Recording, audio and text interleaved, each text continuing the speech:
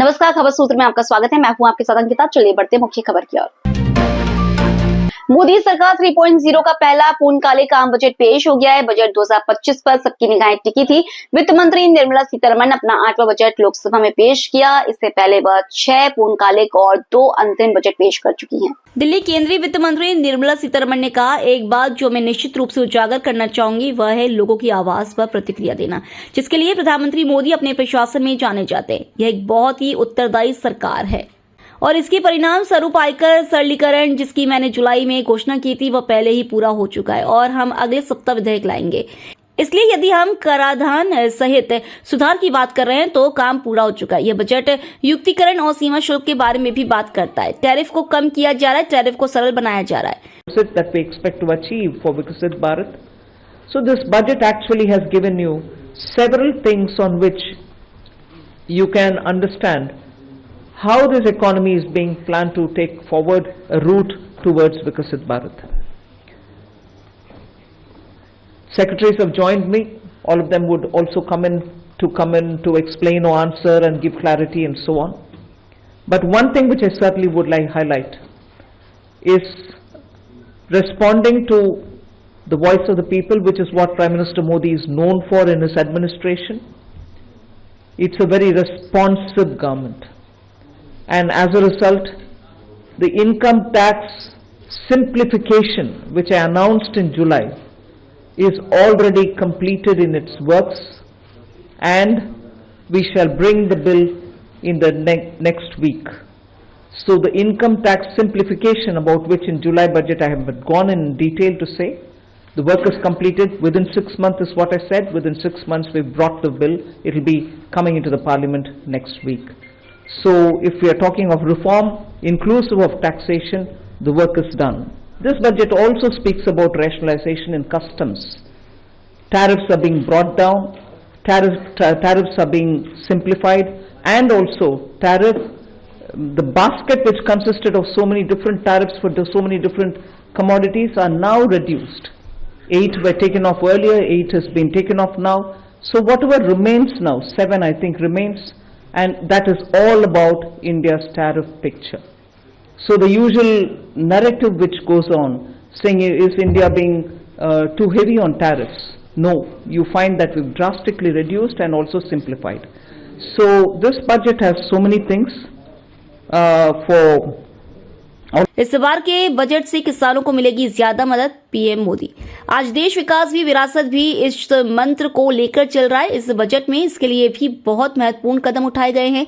1 करोड़ पांडुलिपि के संरक्षण के लिए ज्ञान भारतम मिशन लॉन्च किया गया है। बजट में किसानों के लिए जो घोषणा हुई है वो कृषि क्षेत्र और समूची ग्रामीण अर्थव्यवस्था में नई क्रांति का आधार बनेगी। किसान क्रेडिट कार्ड की लिमिट 5 लाख से ज्यादा होने से उन्हें ज्यादा मदद मिलेगी। भारत की विकास यात्रा का एक महत्वपूर्ण पड़ाव है। ये 140 करोड़ भारतीयों की आकांक्षाओं का बजट है। ये हर भारतीय के सपनों को पूरा करने वाला बजट है। हमने कई सेक्टर्स युवाओं के लिए खोल दिए हैं। सामान्य नागरिक विकसित भारत के मिशन को ड्राइव करने वाला है। ये बजट एक फोर्स मल्टीप्लायर है। ये बजट सेविंग्स को बढ़ाएगा, इन्वेस्टमेंट को बढ़ाएगा,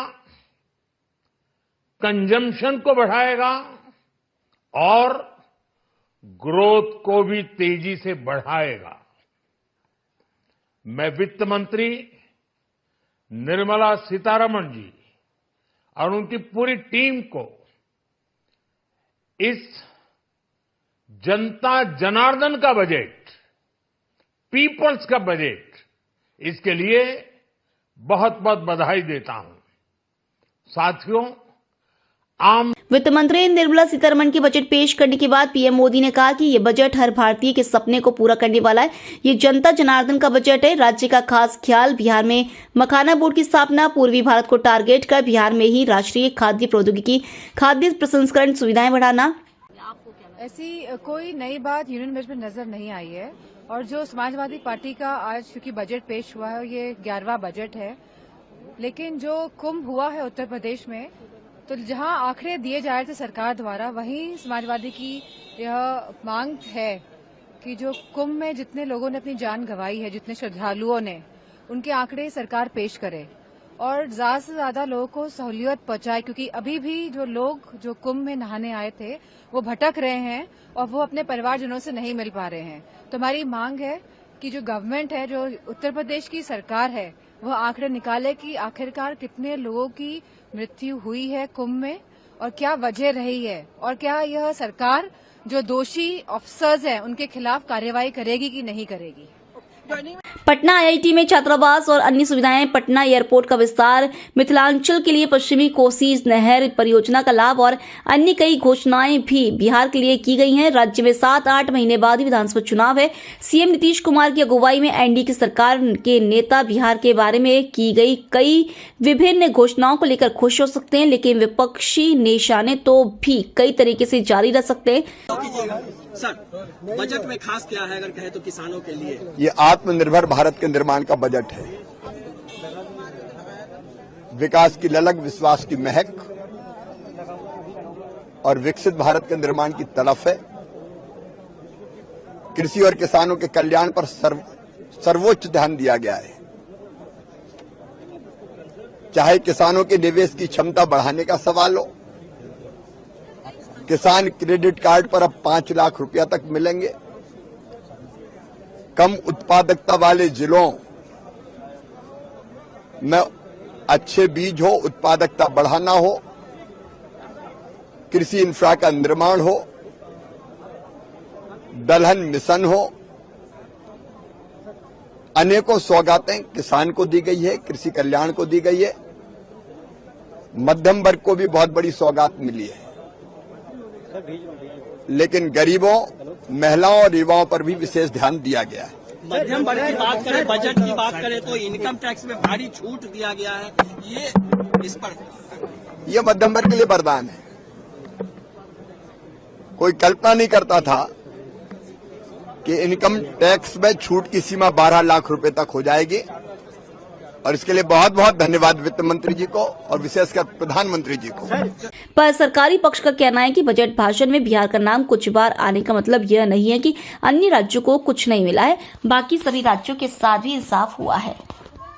स्नान कर करके बिना त्रिवेणी तक जाए हुए वापस चले गए। तो जो लोग ये कहते हैं कि हम वर्ल्ड क्लास इंफ्रास्ट्रक्चर बनाएंगे, तो ये बजट किसके लिए आ रहा है? आपकी सड़कें ऐसी नहीं है, आपके शहर ऐसे नहीं जिसकी कैपेसिटी ऐसी हो कि हम लोगों को इतना संभाल पाएंगे। आप सोचिए, क्यूटो बना रहे हैं आप वाराणसी को, क्या आपकी कैपेसिटी है कि लाखों लोग आ जाए, क्या दर्शन कर लेंगे आप? आपने शहरों को चौक कर दिया है बिल्कुल। शहरों में क्या है आपका इंफ्रास्ट्रक्चर? आप तो स्मार्ट इंडिया और स्मार्ट वो शहर बसा रहे थे आप।